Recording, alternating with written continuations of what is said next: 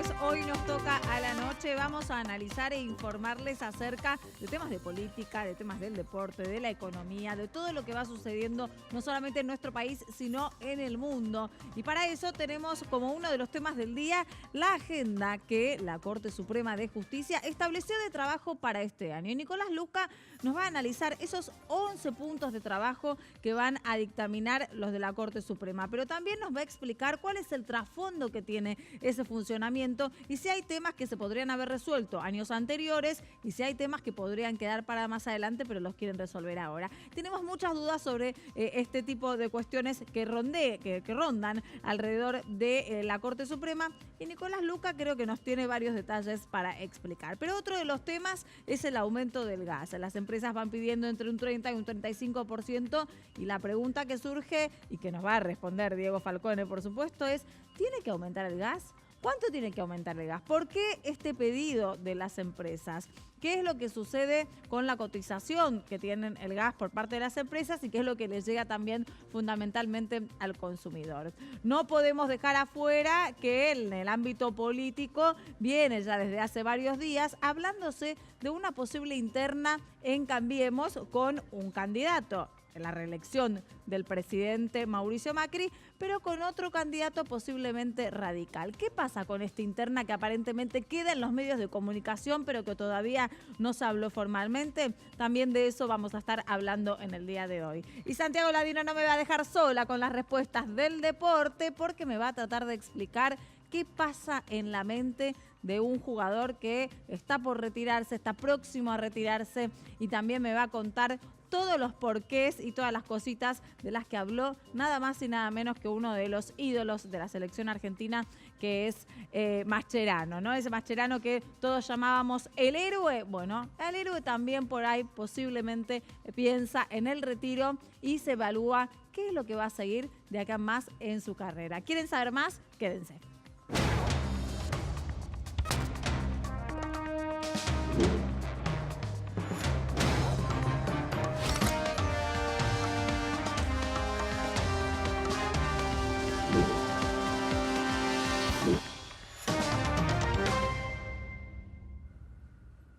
Y no hacemos nada sin nuestros especialistas. Le damos las buenas noches a Nicolás Luca. Buenas noches. Y también a Diego Falcone. Vamos a noches. empezar con uno de los temas del día, Nico, que es la agenda de trabajo de la Corte Suprema y los diferentes puntos que hay. Ahora yo me pregunto, ¿fijar una agenda de trabajo importante, media, voluminosa, no voluminosa? Poco oportuna para el Poder Ejecutivo y muy oportuna para la Corte y bastante interesante para saber cómo se va a encaminar el año político electoral, ¿no? ¿Y cuáles son los puntos fundamentales que podemos ir mencionando? Bueno, la agenda política, bueno, no es un fallido, la agenda política de la Corte para este hermoso año electoral incluye primero, vamos a ver qué pasa con las jubilaciones. Tienen dos fallos pendientes. Uno estaba listo, cocinado y a punto de publicarse en noviembre del año pasado. Lo patearon para el año electoral, que tiene que ver que todas las jubilaciones ajusten al presidente Badaro. Esto es entre comillas, no solamente en la placa, ¿no? Sino también a qué nos referimos con el presidente Badaro, ¿no? El presidente Badaro, estamos hablando de algo... Del caso Badaro. Estamos hablando de personas jubiladas en el 83, se jubilaban con 55 años, con una ley de movilidad inexistente ya en el 95. Pero para poder simplificarlo, marca un serio precedente porque hay una diferencia sobre cómo se computan las tasas para más o menos saber qué es lo que va a cobrar un jubilado, ¿sí? Y la diferencia de tasas entre lo que propone el gobierno nacional y lo que proponen los demandantes es una actualización del 178% según la tasa del gobierno nacional, 435% según lo que proponen los demandantes. Son dos índices distintos. Pero eso tampoco generaría un agujero fiscal enorme, o sea, no es algo que le venga bien al gobierno en contexto de ajuste y de tratar de frenar el déficit, pero nos encontramos con un pequeño antecedente que no está muy bienvenido. ¿Y qué pasa con el pago del impuesto a las ganancias? Eso es una demanda que hizo el Defensor del Pueblo para que todos los jubilados que caen en el impuesto a las ganancias por la falta de actualización del piso no imponible, no lo paguen. para que no paguen ganancias. O sea, acá nos centramos de vuelta en lo mismo de siempre. Si corresponde o no corresponde que una persona cuando se jubila mantenga el nivel de vida previo a la jubilación. ¿La Corte cargaría el costo político de decirle a los jubilados, no, ustedes merecen no cobrar esto? Sigamos con parte de estos 11 puntos, porque tenemos también la posible anulación de la consulta popular de La Rioja. ¿Qué hacemos con eso? Ahí no hay personas que no... ¿Cómo lo analizamos? No hay forma de que la Corte pueda fallar en ese sentido sin que alguien se enoje. Porque en La Rioja, para que la gente sepa, para quien no lo sepa, hubo una consulta popular, un plebiscito, para saber si el gobernador podía presentarse a un nuevo mandato. Un gobernador que su primer mandato ya se había presentado a una reelección y acá pide que lo habiliten para un tercer mandato. Pero Sí. esa consulta popular tuvo muy baja participación electoral, con lo cual te encontrás con que un tercio del padrón le dijo que sí. Entonces la Corte tiene que decidir si vale o no vale ese tipo de consulta como para modificar la Constitución provincial y habilitar un tercer mandato al gobernador riojano. El tema es que si falla en contra, la provincia de La Rioja como Estado no se lo van a tomar muy a bien. Y si además falla a va a sentar favor... precedente, habíamos hablado, con otras provincias. Con otras provincias, bueno, en Formosa gobierna el mismo partido hace un par de décadas, el mismo hombre hace un par de décadas. Pero si vota en contra del planteo del Partido Radical, puntualmente fue el que hizo el planteo, ¿cómo se lo va a tomar el electorado también, ¿no? O sea, puede haber un montón de planteos similares que ya se han hecho, que uno diga a la Corte, ¿cómo vas a fallar en contra de lo que vos mismo discusión de que en realidad ya se dijiste presentó que sí? un poco porcentaje de la población a la votación. Es muy poco el porcentaje que se presentó. Aprovechamos también para votar. decirles a todos que siempre es importante votar, justamente por esto, porque si se presentan pocos a votar, entra como en un gris todo el resultado. Para que te des una idea, el plebiscito para preguntar si se modificaba la Constitución Nacional en el año 93 tuvo una participación activa por el sí del 51% del padrón. O sea, hay una gran diferencia. Por el otro lado está el decreto de Macri por el blanqueo de capitales de familiares de funcionarios. Eso fue una movida política de Felipe Solá que lo demandó. Y la Corte, acá es lo que nos preguntamos, ¿qué pasaría si la Corte fallara en contra? ¿Qué hace la gente? ¿Devuelve la guita a los offshore? ¿La vuelve a esconder? ¿Pagan una multa? ¿Pierden el dinero? Y el mensaje que se da puertas para afuera sobre el tema de la seguridad jurídica, porque te ponemos una regla un día, te la cambiamos al día siguiente, te la volvemos a cambiar pasado mañana. Es algo que el gobierno realmente, si bien no le afecta económicamente al gobierno, de acuerdo a la pérdida de dinero, no le conviene de acuerdo a la atracción de inversionistas a futuro. ¿Y la constitucionalidad de los juicios por jurado? Bueno, eso es algo que tiene que ver. Es un punto muy interesante porque uno dice, bueno, no hay que discutir lo obvio, la Constitución Nacional te habla del juicio por jurado. Pero la verdad es que el juicio por jurado, cuando se incluyó en la Constitución Nacional, es porque no había un modelo judicial, ni siquiera en todo Occidente. O sea, ni siquiera en Estados Unidos se sabía cómo llevar a cabo los juicios penales. Y en Argentina la justicia era administrada o por el Tribunal de la Santa Inquisición, o por las Cortes de Indias, o por sistemas absolutamente monárquicos. Entonces se dijo, bueno, qué mejor que juzgarnos entre nosotros. Con un poder judicial relativamente activo, es cuestión... Hay muchos juristas que dicen, no, tienen que habilitarse igual los juicios por jurados, y la pregunta del millón es cómo haces para que una persona que no recibió... El único requisito en Argentina para ser jurado, ¿sí?, es ser mayor de 18 años. No importa si tenés la primaria completa, no importa si sabés leer y escribir. Entonces tenemos a personas que no tienen estudios, que tienen que decidir sobre si una persona es culpable o no, cuando del otro lado tengo un tipo que estudió, terminó la primaria, la secundaria, una carrera universitaria, lo más probable es que haya rendido 20 exámenes para llegar a ser juez, y esa persona no decide alguien que por ahí no está capacitado para ese... Bueno, me gustaría, Nicolás, que me ayudes con el resto de los temas. El resto de los temas, ¿no? claro, porque fueron 11 puntos. Podemos englobar, ¿no? Fueron Estos 11 son los más puntos, importantes, pero el resto de los puntos están englobados en algo bastante sencillo. Casos, al igual que el fallo Badaro, ¿no?, pero son casos que vienen arrastrados de gobiernos anteriores y que la Corte va a resolverlos ahora, este año y en año electoral. ¿Y por qué ahora, este año y en año electoral? Bueno, hay una interna bastante interesante dentro de la Corte. Lorenzetti fue desplazado de la presidencia de la Corte, a pesar de que todavía tenía mandato, y no se lo tomó muy a bien. Y después tenés dos de los miembros de la nueva conformación de la Corte. Rosenkrantz es el actual presidente, y lo tenés a Rosati, que fue propuesto por Elisa Carrió, y está fallando en triada con Maqueda y Lorenzetti. Con lo cual uno dice, pero ¿cómo puede ser que esté haciendo eso? Y bueno, formaba parte La justicia también tiene su política. Tiene su política, y del mismo modo que Maqueda fue funcionario del gobierno de Dualde, Rosati fue funcionario del gobierno de Kirchner, y esas son las cosas que están empezando a tirar arriba de la mesa. Empiezan los carpetazos, y es muy difícil tirar un carpetazo cuando lo propusiste vos misma. Entonces ahí se encuentra con un serio problema. Pero lo que sí es interesante, por ahí para remarcar, por último, es que la Corte es la cabeza del Poder Judicial de la Nación, y está más preocupada por resolver conflictos de intereses entre el Poder Ejecutivo particulares y el Poder Legislativo que los problemas que tiene la justicia. De puertas para adentro. Y Comodoro Pi es un desastre. No me refiero a la Administración de Justicia, me refiero a la infraestructura. No tienen presupuesto, no tienen empresa de limpieza, tienen cucarachas hasta en el piso número 12. O sea, es un despelote tremendo. Entonces uno se pregunta, ¿no podés hacer funcionar básicamente de una forma limpia tus propios tribunales? Y tu prioridad son 11 puntos, que dicho sea de paso, no sé si saben, no son 5 jueces, son 5 jueces con 300 secretarías cada uno, miles de empleados, y van a tratar 11 casos a lo largo del año. Son tipos Vuelvo a una pregunta que se toman las cosas muy minuciosamente. Que no me respondiste, vamos a ver si ahora... 11 puntos, 11 casos, ¿es poco? ¿Es mucho? Es nada. 11 puntos es absolutamente nada para la masa de personas. A mí me parecía, pero digo, vos vamos a preguntar al que especialista en judiciales. ¿Vos creés que cada uno de los miembros de la Corte ¿no? redacta las 300 páginas de no, yo estoy en disidencia con lo dicho por el doctor en el punto número 3? No, Juancito, venga, siéntese, redacte lo que ya le pasa al secretario, el secretario va a tener que redactarlo o elaborarlo. Que tiene todo un equipo de trabajo. Sí, generalmente los juzgados funcionan así. 365 días del año. Uno cree que va al juzgado y que la declaración te la toma el juez y el secretario da fe de lo que declaraste ante el juez. Y la toma Juan Pérez, de 21 años, que probablemente cobre una vaquita de los empleados y después le pasa la firma al secretario. Hoy en todos los medios estábamos hablando de la agenda de la Corte, Todo el mundo mencionaba 11 puntos, 11 puntos. Es poco, 11 para todo un año. Es nada. Bueno, listo. Y no son 5 personas las que... O sea, son 5 personas las que deciden, bueno, sí o no. Y después tenés miles de personas abajo que tienen que darle forma a lo que el juez dijo sí o no. Bueno, vamos a evaluar entonces cómo siguen estos puntos para resolverse por parte de la Corte Suprema. Lo que tenemos que resolver también, como otro de los puntos, es cómo vamos a pagar el gas y entender principalmente, lo que les propongo es entender por qué aumenta el gas para ver si nos consuele un poco, a ver si Diego Falcone me puede ayudar. ¿Es necesario que aumente el gas? Sí, no queda otra. No queda otra. No, lamentablemente el gas. ¿Por qué? El gas debe subir por dos cuestiones. Por un lado, porque las tarifas están en dólares y se fijan a un precio determinado. En este caso es un 17% más. O sea, ya tenés un aumento de la tarifa en dólares.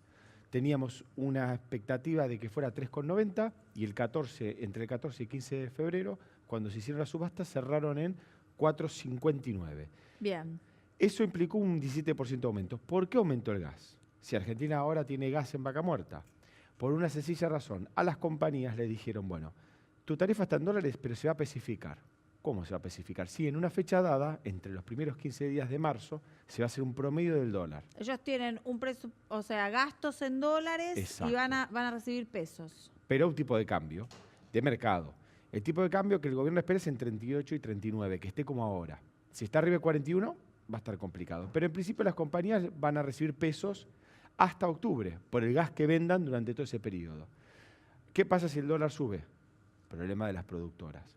Recordemos que el año pasado, y va a ser una de las razones por las que perdió, digamos, el beneplácito del presidente fue porque quiso pasar el costo de la devaluación a los usuarios. Al final se lo terminó siendo cargo el Estado, que lo va a pagar en cómodas cuotas. Esta vez se lo pasa a las productoras. ¿Qué hacen las productoras? Perfecto, yo asumo el costo, pero te lo traslado al precio. ¿Por qué? Porque tiene que ir a comprar dólares a futuro, a través de una operación financiera que tiene un costo implícito. De antemano, vos decís. Exactamente. Lo lógico es que si sos el gerente financiero de alguna de estas compañías, te jeché, si no te echo. Si a vos te agarra una devaluación porque China y Estados Unidos se enojan otra vez y se va a 60, quebrás la compañía. ¿Por qué? Porque tienen deuda en dólares, porque el equipamiento está en dólares, porque en definitiva las utilidades que esperan algunas empresas internacionales es que sean en dólares. Ahora tenemos, por ejemplo, distribuidoras como Camusi Gas Pampeana, Camusi Gas del Sur, Litorás del Gas, que reclamaron casi un 34% a clientes residenciales. Ahí teníamos, hasta ahora yo te explicaba el precio, que es el 50% de la boleta. Hay otro 25% que tiene que ver con estas distribuidoras o transportadoras. Bien. El gas hay que traerlo de Neuquén, por ejemplo, se trae a través de un ducto, a través de transportadoras Gas del Sur, hasta... Les aumenta el precio también a ellos por el transporte. Por el transporte. ¿Y cómo se regula ese precio? Por el IPIN. ¿Qué es el IPIN? El índice de precios mayoristas, que subió aproximadamente, con una proyección de febrero, un 20% en los últimos 6 meses. Eso también en la tarifa.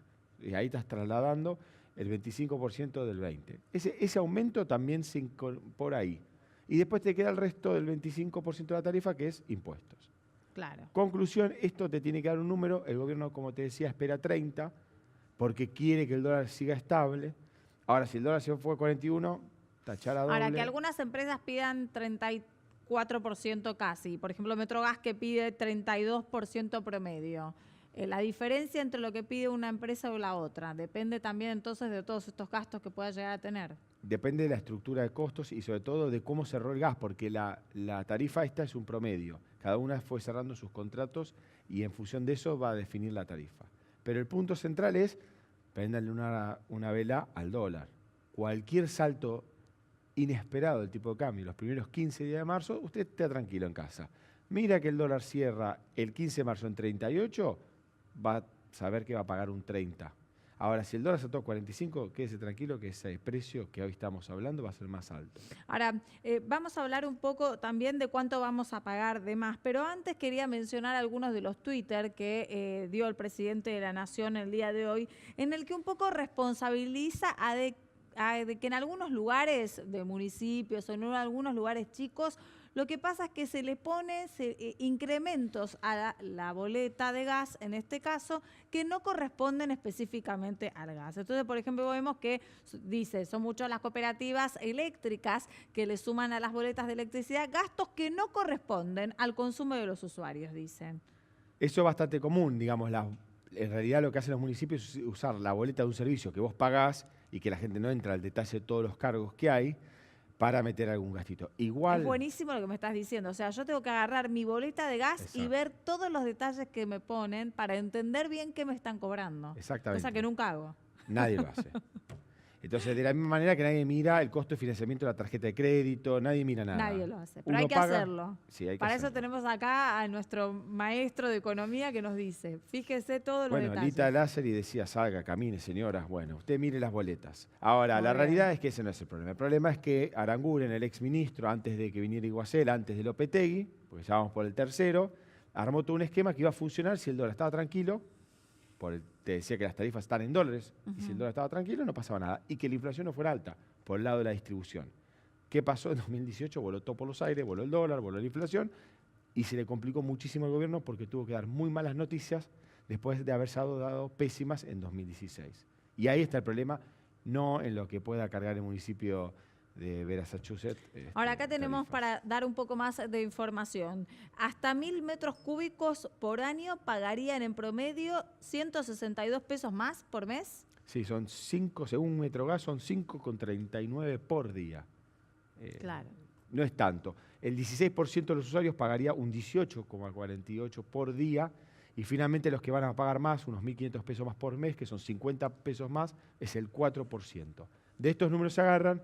Generalmente el que está del otro lado de la televisión es el que entra dentro del 4%, cuando uno suma, somos un poquito más. Pero en principio es eso el impacto que está teniendo la tarifa. Bueno, vamos a ver cuánto nos llega la boleta de gas. En abril es esto. En abril, Teóricamente. exactamente. Se fija el precio en los primeros 15 días de marzo del tipo de cambio. Bueno, y con el dato de todavía nos quedan inflación unos de días febrero. Para saber exactamente cuánto tenemos que calcular en el bolsillo, ¿no? Igual con el calentamiento global no te preocupes, no vamos a usar más gas, no vamos a usar más nada. Esperemos. Bueno, acompáñenme porque precisamente de lo que vamos a hablar ahora también es de cuando los grandes empiezan a ver que llegó el momento de retirarse. Santiago Ladino, ¿cómo estás? ¿Qué tal, Diana? Habló un símbolo de la selección, un símbolo del fútbol entero, porque la verdad que hizo mella también en el mundo, Sí. Javier Mascherano. Por supuesto, desde China habló Javier Mascherano, actualmente en el eBay Fortum. Habló de todo. Habló de todo y principalmente habló de cómo se siente en su presente y también habló de la incertidumbre que le genera el futuro de su carrera. Lo escuchamos. Hoy en día, la verdad que me siento jugador, tengo ganas de seguir jugando y no sé qué es lo que voy a hacer el día de mañana, no tengo ninguna aspiración todavía o nada en concreto de qué voy a hacer en el futuro, no lo tengo claro. Aparte, sinceramente, tengo ganas de seguir jugando, no sé cuánto, hasta que me canse jugaré. River creo que está en condiciones de contar con jugadores muy importantes y yo no sé si soy el caso para la actualidad de River hoy. ¿Y cuándo te das cuenta cuando llega el momento en que, bueno, te falta poco para el retiro? ¿Lo sentís en el cuerpo, en la mente? Creo que hay dos síntomas muy marcados, ¿no? Primero lo corporal, como le puede pasar a Fernando Gago, como le pudo pasar a Batistuta o a tantos otros que su cuerpo le estaba diciendo algo No más. y tenían que tomar una decisión. Y de repente la otra parte es lo mental, la capacidad que tiene cada uno de generar metas, y de repente cuando se encuentra con que ya no hay algo que conquistar, ahí empieza a decaer la energía, empieza a decaer el entusiasmo, y para un ambiente donde justamente todos desean tanto eso, que baje un poco tu energía es contraproducente y te deja muy afuera de todo. Ahora, ¿por qué crees vos, conociendo el fútbol desde adentro, que Mascherano le dice que no a River? Yo creo que fue precavido a la hora de responder y me parece lógico, porque hoy por hoy no nos olvidemos que River está dentro de los 10 equipos más ganadores del mundo. Claro. Y la realidad es que también cuenta con antecedentes como los de Aimar, Lucho González, Saviola, donde también con carreras fantásticas han vuelto al club y le ha costado hacer pie. Mascherano sabe muy bien que hoy por hoy River puede contar con un plantel de jerarquía tal como para que siga ganando cosas. No sé si es lo que Mascherano tiene como meta, el seguir ganando cosas o justamente quedarse en China y seguir disfrutando del fútbol, pero con otra calidad, sin tanto estrés, sin tanta competencia a nivel personal, donde a veces requiere estar muy, muy arriba con lo que te genera la gente, que permanentemente te pide más, y los clubes de importancia, como el de River, el de Barcelona donde estaba, también hace que a veces se aleje del disfrute. Y hoy, por ahí China es su lugar. Y más allá de la personalidad que pueda llegar a tener cada uno, ¿no? ¿Cuándo te das cuenta de que en realidad, o cómo te empieza a pasar de que te das cuenta de que tenés que tomar la decisión? Ese tipo de decisiones siempre son muy difíciles. Pensá que de muy chiquito siempre te entrenan hasta el carácter, ¿no? Permanentemente te contagian para que seas ganador permanentemente, y de repente cuando se está acercando ese día que cada uno tiene su fecha de vencimiento, es el abismo mismo, ¿no? Pero uno se resiste, bueno, ¿a vos te pasó que, por ejemplo, te resistías internamente a decir no, un poco más? Porque él dice, Mascherano dice, quiero seguir siendo jugador hasta que me canse. Es que la realidad es que uno empieza a jugar como una especie de pulseada con uno mismo. Con uno mismo, ¿no? De no reconocer que los más jóvenes te superan, que de repente enfrentás a otro y te gana en la dividida o tiene detalles donde está mucho más lúcido. ¿Pero por qué? Porque también merma un poco la energía, el entusiasmo, claro, las ganas, el deseo. Y toda esa combinación, para un profesional del deporte que sea, es contraproducente. Entonces la realidad es que uno primero empieza a jugar una pulseada interna y se tiene que empezar a preparar. Se tiene que empezar a preparar internamente para ese día. Y bueno, y después está la nada misma. Que habló también de la selección un poco, Mascherano. Habló de la selección, habló del vínculo que tuvo con el técnico, porque hubieron muchísimas imágenes que lo relacionaban cada vez que lo veían hablando con Sampaoli y su técnico, como que le armaba el equipo. La realidad es que permanentemente los técnicos interactúan con el jugador, y más con Mascherano, que es uno de esos jugadores que está permanentemente abierto, flexible para el aprendizaje. Líder. Entonces, lo que pasa es que lo de Sampaoli, en el momento del Mundial en que se lo vio haciendo eso, generó un montón de expectativas, un montón de dudas, un montón de incertidumbres, pero la realidad es que no estaba haciendo ni más ni menos que lo que hace un capitán, un líder con un técnico, que es tratar de limar para sacar lo mejor del equipo, para potenciarlo en esos pequeños detalles, ¿no? Bueno, uno siempre escucha lo que dice Mascherano porque es un líder. A lo largo de mi carrera, por ejemplo, me ha tocado escuchar a distintos relatos en diferentes idiomas, desde ruso, árabe, inglés, y todos le ponen como un adjetivo de líder, del ídolo, del supremo. Era impresionante. Sí, impresionante. La personalidad de él realmente lo ha hecho más allá de las condiciones técnicas que tiene, ¿no? Pero la personalidad también hizo de que pueda estar desde el 2001 hasta el 2018 en la selección. Son 17 años, desde el sub-17 que él viene perteneciendo y vistiendo la camiseta de la selección nacional. Realmente todo un ícono del fútbol. Vamos a seguir hablando de fútbol y de deportes. Ustedes quédense porque enseguida regresamos y vamos a analizar un poco esta interna que puede llegar a tener Cambiemos entre el presidente y algún otro candidato que la UCR quiere impulsar. Una interna que todavía no se formalizó, no se habló de verdad, pero que en los medios está todo el tiempo dando vueltas. Ya venimos.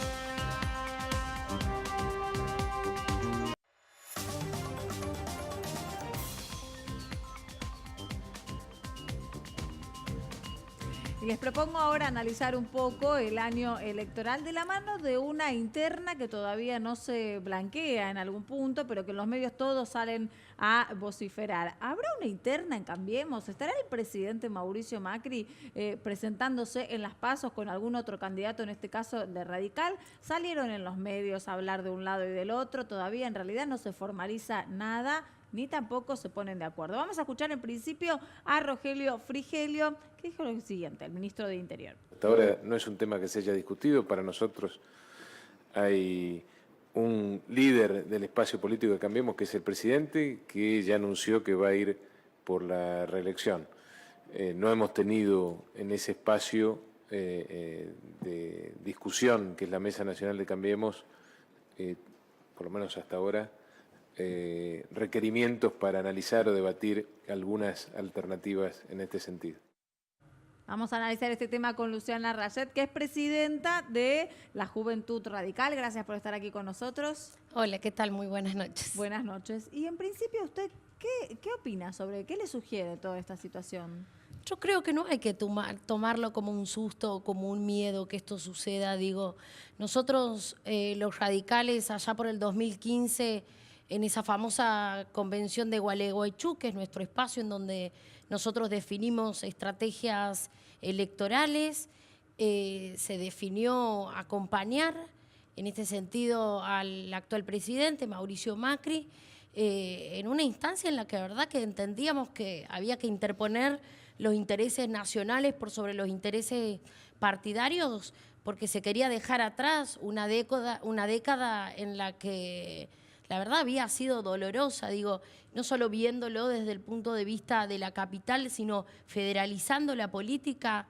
Yo vengo del interior del país, de Santiago del Estero, y entendíamos que de alguna manera teníamos que buscar un cambio, y creo que en este sentido acentuó la Unión Cívica Radical en este aspecto. Vos pensás que en aquel Gualeguaychú también se fue a unas PASO dentro de Cambiemos. Por un lado teníamos a Ernesto Sanz, por el otro lado teníamos a Mauricio Macri y por el otro lado teníamos a Elisa Carrió. Pero yendo un poco ahora para estos pagos, ¿no? Para la actualidad, ¿quién decís que tiene miedo? No hay que tenerle miedo a esto. No, yo no creo que miedo? se trate de miedos, no.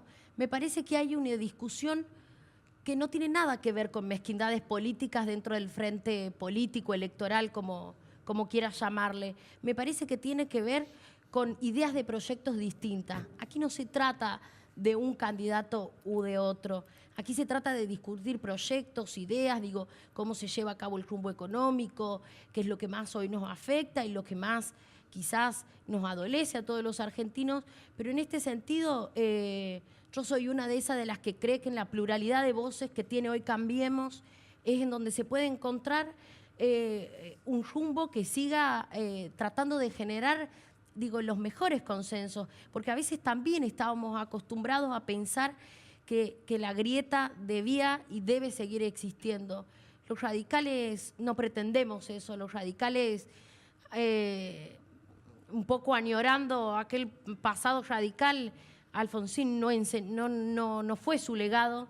El legado de Alfonsín fue pensar en los intereses del bien común, digo, entendiendo a estos como un conjunto de bienes espirituales, morales y materiales que le permitan a cada hombre a realizarse según su proyecto de vida. Y me parece que Cambiemos tiene mucho más para profundizar el cambio. Digo, hay que pensar en una evolución de este Cambiemos. Yo creo que todavía a este frente político electoral, humildemente considero que le hace falta madurar mucho en estos aspectos, porque se instala eso en la sociedad después, que en definitiva nosotros lo que tenemos que hacer es pensar en qué quiere la gente, qué quiere la sociedad de nosotros, y no hay mejor manera que definir candidatos sino a través de las urnas. ¿Cuánto hay en el desafío? Porque uno no se esperaba un desafío de candidatos al presidente de la Nación. ¿Cuánto hay de un desafío consciente de decir, no, vamos a buscar, ¿por qué no, la presidencia? ¿Y cuánto hay de la queja histórica del radicalismo de los últimos 3 años y monedas, que los relegados que quedaron en el reparto de cargos, en el poco espacio que se le ha dado al radicalismo en el Gabinete Nacional y en las listas legislativas? Sí, discúlpame disentir ahí, yo no creo que sea solo un reparto de cargos, repito. Yo creo que este partido se trata también de un respeto dentro de Cambiemos que no tiene nada que ver con un cargo más, un cargo menos. Pasa por discutir una verdadera política pública progresista para este país, y claramente los 3 partidos tenemos visiones diferentes, y que eso está bien que sucede, la sociedad lo tiene que ver, porque hay quizás algún electorado que quizás está desencantado con algunas definiciones políticas del PRO, pero quizás también ve en otros sectores de esta coalición, como si vos ponele el nombre propio que quieras, pero digo, un partido que también hizo ver al gobierno muchas cuestiones. Me parece que aquí de lo que se trata justamente es de pensar en cómo se concuerdan políticas públicas que quizás para nuestro sabor, para nuestra ideología, no pueden ser demasiado gratas, pero que hoy la sociedad también está buscando ese otro aspecto de Cambiemos, me parece. Ahora, ustedes intentan presentarse entonces en internas, lo que venías hablando, pero hay una ala más dura o más conservadora de lo que sería el gobierno, que acompaña al presidente Mauricio Macri, que dice que eso hablaría de desunión en lugar de unión, que es de lo que venís hablando vos. Sí, no coincido para nada. Bueno, ahí están una de nuestras disidencias, pero repito, me parece interesante la pluralidad de voces dentro de este frente, porque todos sabemos la situación que está pasando esta Argentina, y a veces es bueno compartir, digo, los errores, pero también es bueno compartir y tratar de generar entre los 3 partidos políticos un sistema que nos permita salir de esto, porque yo no creo que haya, sí veo una irresponsabilidad en la oposición, pero también, bueno, viendo esas imágenes, yo no veo más que tienen que trabajar juntos el presidente de nuestro partido, digo, tratando de generar propuestas distintas y que tengan que estar mirando a la sociedad, porque en definitiva gobernar se trata de eso, ¿no? Una pregunta tengo para hacerte. ¿Vos crees que a Macri le preocupa Lustó en una interna, en una posible interna? No, no creo que le preocupe, pero Martín es un tipo que conoce el país, es un dirigente de nuestro partido que lo ha recorrido este país y que no voy a dejar de decirlo, digamos, es alguien que a la juventud radical del país se enamora, conquista, no solo digo por su recorrido en el país, sino también por tratar de generar quizás estas críticas constructivas que terminen resurgiendo a este frente y dándole una posibilidad de una mejor performance electoral. Vamos a escuchar lo que dijo hoy Larreta, a ver si le preocupa o no a Macri y a Lustó. ¿Cuánto le preocupa a Macri y Lustó? 0. Te repregunto, ¿le van a dar una paso a nivel nacional a Lustó?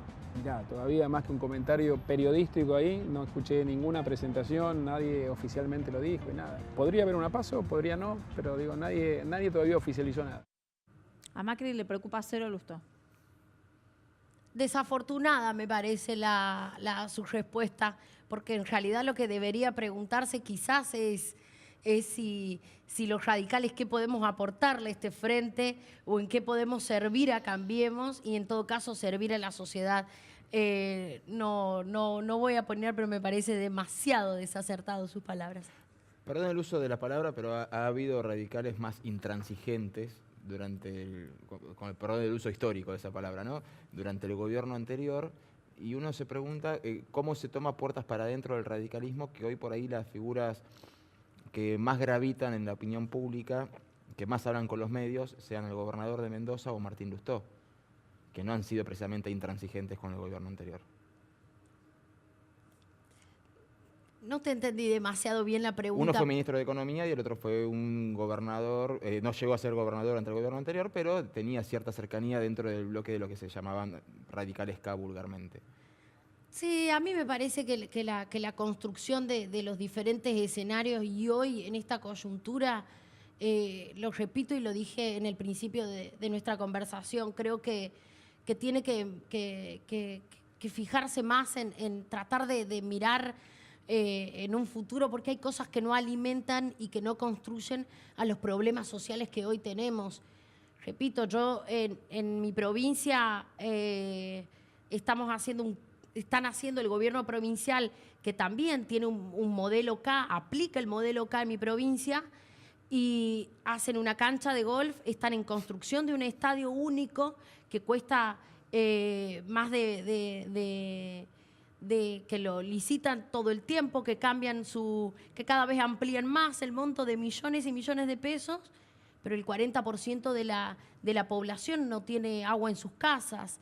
A mí me parece que quizás uno tiene que actuar con mucha responsabilidad, no solo desde el lugar que les toca, tanto a ustedes como a nosotros como militantes, sino empezar a pensar y empezar a generar empatía con los problemas de los demás, que yo estoy convencida que cada uno desde ese espacio lo puede lograr, Martín lo puede lograr, el gobernador de Mendoza lo puede lograr, y creo que por ese camino va.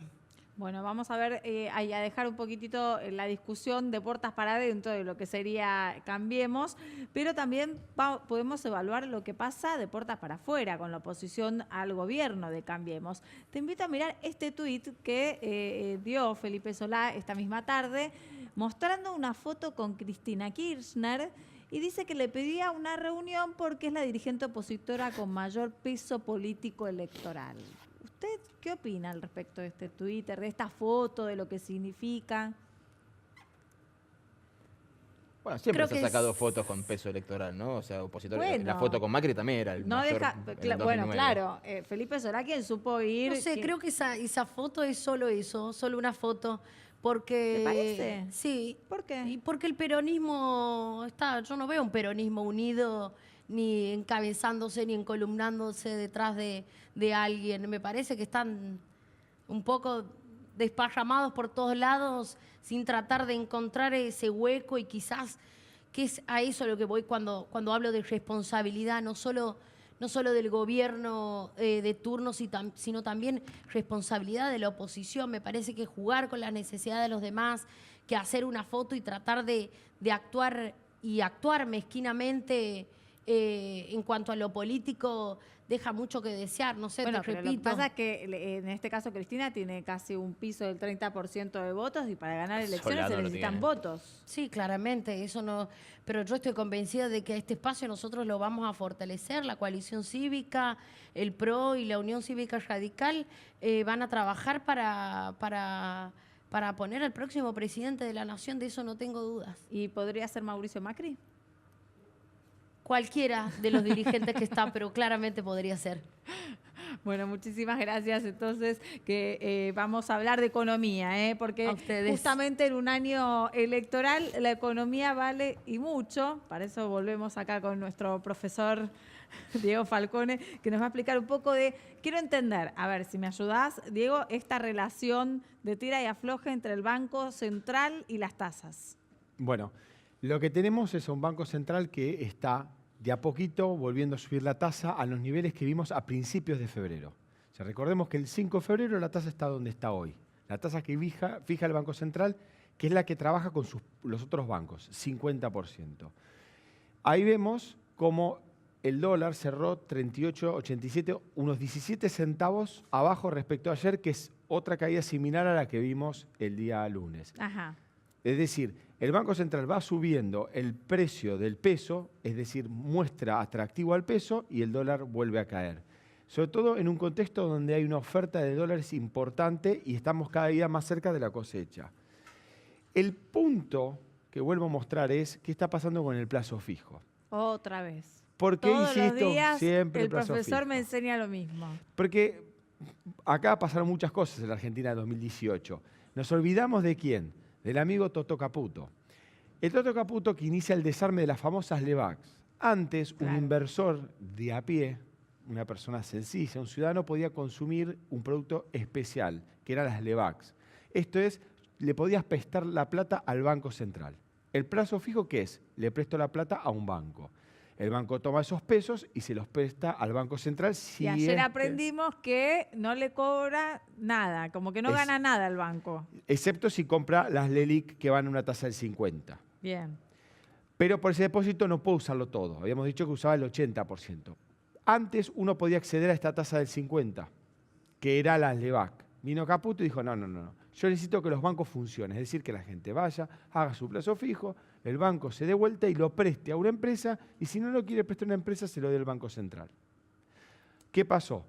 Esa intermediación financiera, o sea, que volvieran los depósitos a los bancos, era todo risas en 5 de febrero porque esta tasa de plazo fijo que vemos ahí a 35 estaba en 40. Ajá. O sea, una diferencia de 10 puntos. Alguien se está quedando con 4 puntos en el medio. ¿Por qué? Y acá no es una teoría conspirativa que los bancos nos roban. Bueno, los bancos ganan mucha plata. Eso. Los bancos ganan mucha plata, pero ese no es el problema. No están teniendo los bancos necesidad de tomar depósitos. Entonces no están tan interesados en subir por ahora la tasa de plazo fijo. Dicho esto, hoy el Banco Central inyectó más pesos en la economía para tratar de ver si puede ponerle un piso al dólar, porque tampoco es la idea que el dólar caiga mucho más de este nivel. Ajá. Siempre lo van a querer mantener ahí, entre Exacto. el 38 y el 40, ¿puede ser? Sin que se dispare por la barrera del 40. Exacto. Usted entra a la página del Banco Central, si no tiene nada que hacer el domingo a la tarde, y va a ver que una parte le pone el precio mínimo del dólar. Usted mire ese precio mínimo, más o menos ahí va a andar. Ahora, hoy ya se está trabajando fuerte entre el Banco Central, los bancos estatales, para salir masivamente a dar crédito. Ahí está SICA haciendo un trabajo muy importante de volver a inyectar liquidez, pesos en la economía. Porque lo que ha pasado con la economía argentina es que en 2018 mucha gente se dolarizó. ¿Y qué das a cambio de los dólares? Tus pesos. Claro. Y hay pocos pesos. Entonces van a inyectar, están cayendo fuerte los préstamos, entonces todos los bancos públicos, más complicado, hay uno bastante grande que no sé cuánto va a salir, pero por ejemplo sabemos que fuerte el Banco Provincia, el Banco de La Rioja, todos estos bancos van a salir a colocar créditos a las pymes y también a las grandes empresas. Para que de a poco empiecen como a reactivar la economía más básica, la economía también real de cada uno, la de los pymes. Acá hay una pequeña explicación muy sencilla. Si vos tenés un negocio, el que sea una casa de pintura, tenés un stock de, no sé, 500 latas de pintura, tuviste que pagarlas a un plazo de 60 días, no vendiste, te quedaste con las pinturas, tuviste que pagar, te comiste tu capital. Claro. Si querés, empezás a tener ventas, pero tenés que vender para volver a rearmarte de plata para ir a comprar o pedir un crédito al banco. Los bancos no te están dando crédito. Para que este señor de las pinturas, una vez que venda, vuelva a pedir a la fábrica produzca y genere trabajo, necesita crédito. Por eso el gobierno está actuando decisivamente y vamos a escuchar seguramente líneas de crédito baratas anunciadas. Bueno, vamos a ver cuán baratas, pero por lo menos va a haber crédito, que esa es la parte interesante. Maravilloso, como nos explica siempre Diego Falcone, todo el resumen financiero. Quédense porque después de la pausa vamos a tratar de entender lo que no podemos dejar pasar, esa información con la que te tenés que ir a casa bien analizado.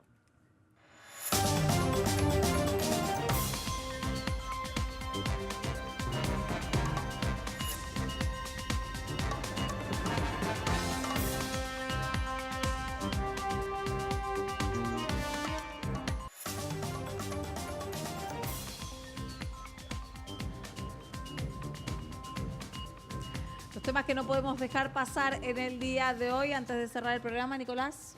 El número 3 del Vaticano fue finalmente condenado en Australia. El Vaticano dijo que lamenta el fallo. No dijo nada de lamentar sobre las víctimas, lo digo en serio. Estamos hablando del caso australiano, estamos hablando del cardenal George Pell, un hombre que formó parte de la iglesia australiana y que fue papable en el 2013, era uno de los principales competidores de Francisco. Hoy podría haber sido papa. O sea, siempre que nos quejemos de Francisco, pensemos que había algo peor. Pero estamos hablando de un tipo que fue figura central en la iglesia australiana, obispo durante toda la década del 80, en la cual se contabilizaron nada más que 4.400 casos de pederastía, obviamente menores de edad abusados sexualmente, solamente en Australia, donde este hombre era responsable. Bueno, Sigue siendo el número 3 del Vaticano, aviso. El número 3 y hasta que se confirme la sentencia en la Cámara de Apelaciones, porque él sigue diciendo que es inocente. Señor Diego Falcone, ¿cómo nos tenemos que tomar la expectativa de la reunión en Hanoi de Kim Jong-un y el señor Trump? No puedo decir que siga perfectamente la política internacional de Donald Trump, pero para mí se llevan bien. Algo de amistad hay. Algo tienen en común. Para mí hay una atracción mutua. Mi opinión personal, es por no eso siendo un que los experto que se político. quieren y se odian y ahí van y vienen. Yo todo creo el que a los tiempo. dos les gustaría cambiarse las posiciones por un día. Déjame ser presidente de Corea del Norte, así no tengo problemas con la prensa, y él le gustaría estar manejando el auto que tiene Estamos Trump. todos pendientes en realidad de la reunión que puedan llegar a tener, Diego, pero lo cierto es que se los vio muy relajados en el inicio como de esta cumbre que se puede dar. ¿Qué es lo que está tratando Estados Unidos ahí? Llevar una agenda política. Ahí lo que han impuesto son sanciones en 2016, 2017. Básicamente, ¿qué le quisieron prohibir a Corea del Norte? Exportar carbón, que se lo exporta principalmente a China, y sobre todo trabajadores. Envío de trabajadores que mandan dólares. O sea, es carbón por dólares, trabajadores por dólares. Y prohibirle importaciones o le ponían límites a la gasolina. Lamentablemente no ha tenido efecto. No hay muchos datos, pero se ha visto que tanto el precio del arroz como de la gasolina, que es clave ahí, funciona bastante estable, o sea que está funcionando la economía. Otros dicen que está haciendo el gran kirchnerismo, se están comiendo las reservas que se habían acumulado previos las sanciones y por eso hay una calma o estabilidad económica. El punto es que hoy el 60%, casi 70% de la economía funciona de libre mercado, el 60% es informal, porque no hay formalidad, y este es el dato curioso, que Argentina... Bueno, acá muy bien acompañada por los tres hombres, me falta Santiago Ladino para que me explique qué pasa con Icardi, que no solamente no juega, sino que parece que se queda afuera de la selección. Sí, Mauro Icardi, recordemos que no juega desde el 9 de febrero, ¿no? Por este tema contractual que tiene, que no lo pueden resolver con su club el Inter. Y la realidad es que esta inactividad lo marginaría de la citación a la selección, ¿no? Porque estamos a casi menos de un mes para que la selección enfrente a Venezuela y a Marruecos y que serían los amistosos previos a lo que sería la Copa América en Brasil. Definime como jugador a Icardi. Oh, un gran 9, por supuesto. ¿Vos? Yo creo que lo podríamos cambiar por carbón a Corea del Norte. Bueno, ¿y vos? Yo, ¿Icardi? después del domingo, me hubiera encantado tenerlo en la cancha Independiente. Y bueno, ¿qué le vamos a hacer? Eso es lo que tenemos acá. Los tres hombres opinan de fútbol y yo acá me quedo aprendiendo de ellos. Quédense porque mañana tenemos a las 23 una cita y es hoy nos toca a la noche para que todo el equipo les podamos dar la información y el análisis.